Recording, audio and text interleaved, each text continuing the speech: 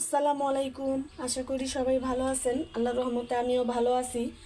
তো আজকে সকাল সকাল চলে আসছি রান্নাঘরে, মেয়েকে স্কুলে দিয়ে এসে আর দেরি করি নেই।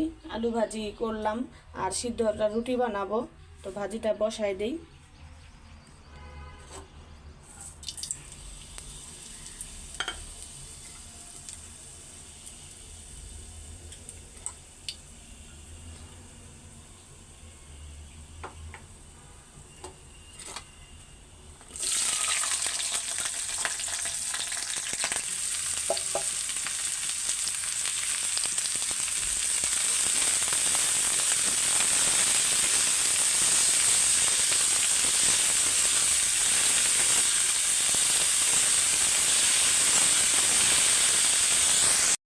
ভাজি নামায় ফেলছি, ভাজি হয়ে গেছে। গরম পানি দিয়ে দিছি আটা গোলানোর জন্য, আটাটা দিয়ে দিই, পানি গরম হয়ে আসছে।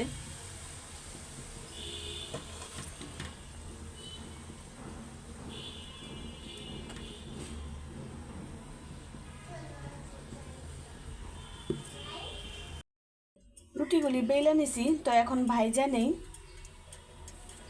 তাওয়া গরমে দিছি, তো ভাইজা নাস্তা খাইতে দিয়ে দিই। আর জায়ান বলতেছে ওরে পরোটা রুটি বানাই দিতে, পরোটা রুটি বানাই দিতে, তো ওরে ও একটা পরোটা বানাই দিব। তো আমার নাস্তা বানানো শেষ। আমি এখানে পরোটাও বানাইছি, সাদা রুটিও বানাইছি, যেটাই খাই।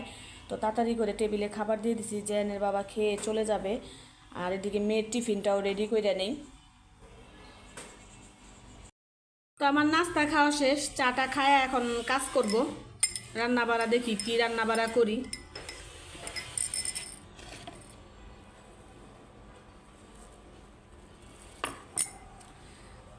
চাটা আজকে সেই ভালো হয়েছে, খুব মজা হয়েছে চাটা। খাবে? ডিম সিদ্ধ বসায় দিছি, তো আজকে তো ডিম ভুনা করব। আর দেখি কি রান্না করতে পারি। ডিম সিদ্ধ হইলে পরে ভাতটা বসায় দিব। তো হালকা পাতলা একটু নাস্তা খাইয়া নিতেছি। ঘড়িতে সময় এখন 1টা বাজে। তো চা খাইতে মন চাইতেছে, এর জন্য চা নিয়ে বসছি, সাথে বিস্কিট। তো যাই এনে বলতেছে আমারও একটু দাও, তো চা দিয়ে বিস্কিট ভিজে ভিজে খাইতেছে।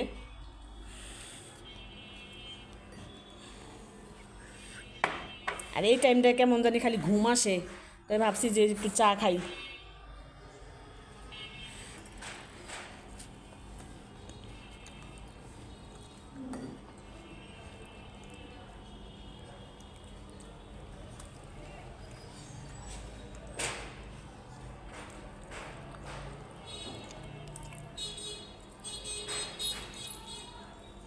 যেন সাবধানে খাও।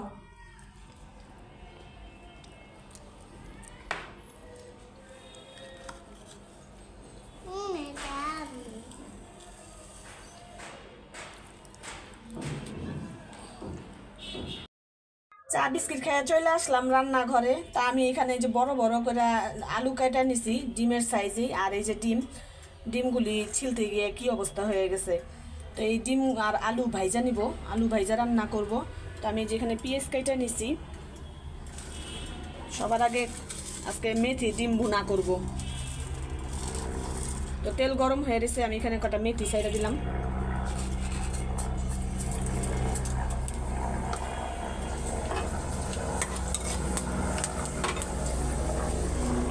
পেঁয়াজগুলো দিয়ে দিলাম।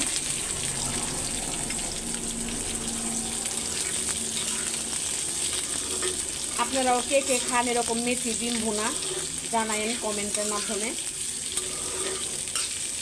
তো এটা হালকা একটু লাল করে আমি রাইস কুকারে বসাই দিব কষানোর জন্য। আর ডিম আলুগুলি ভাইজা নিব। ডিম আর আলুগুলি ভাইজা নেই। তা আমি এখানে আগে থাকতে একটু লবণ আর হলুদ দিয়ে দিছি, যাতে ছিটকা না ওঠে।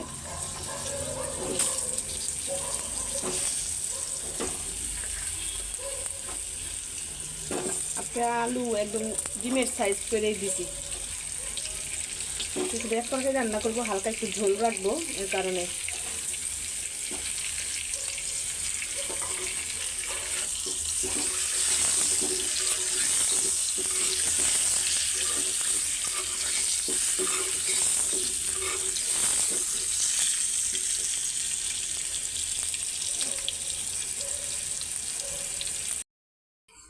মশলা কষানো শেষ, তো আমি এখানে ভাইজা রাখা আলুগুলি দিয়ে দিব।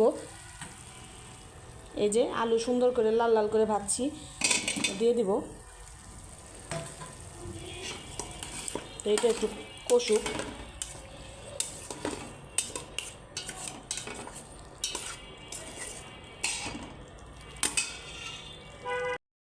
আলু কষানো শেষ হয়ে গেছে, আমি এখানে ঝোল আর ডিমটা দিয়ে দিছি।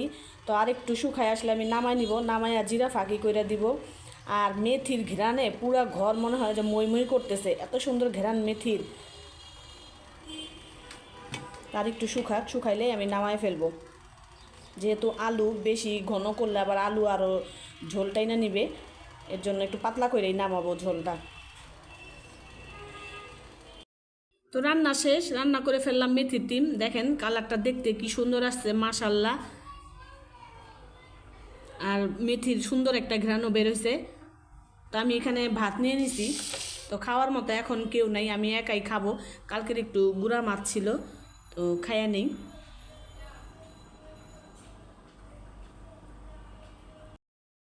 সন্ধ্যা হয়েছে, সন্ধ্যা 6টা বাজে। তো রান্নাঘরে আসছি, একটু পপকর্ন ভাজবো, আমিও খাবো, জাইয়ানও খাবে। তো এখানে যে চুলায় তেল গরম দিছি, কটা পপকর্ন ভাইজা নেই।